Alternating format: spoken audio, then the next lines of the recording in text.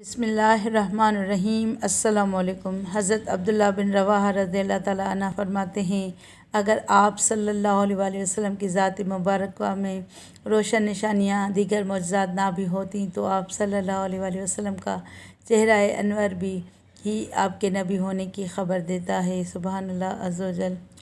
رسول اللہ صلی اللہ علیہ وآلہ وسلم نے فرمایا، لوگوں کو دین سکھاؤ اور خوشخبری سناؤ اور دشواریاں پیدا نہ کرو، اور جب تم میں سے کسی کو غصہ آئے تو اسے چاہیے کہ خاموشی اختیار کرے۔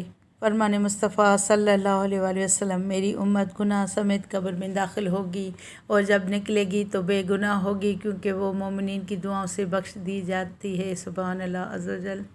فرمان مصطفیٰ صلی اللہ علیہ وآلہ وسلم، اللہ تبارک و تعالیٰ کسی مسلمان کو جمعے کے دن بے مغفرت کیے نہ چھوڑے گا۔ سبحان اللہ عز و جل۔ صلو علی الحبیب صلی اللہ تعالیٰ علی محمد صلی اللہ علیہ وآلہ وسلم۔ لعاب دہن آب شفا۔ پیارے آقا صلی اللہ علیہ وآلہ وسلم کے لعاب دہن یعنی مبارک تھوک کے ذریعے ظاہری اور باطنی امراض سے شفا حاصل ہوتی تھی۔ سبحان اللہ عز و جل۔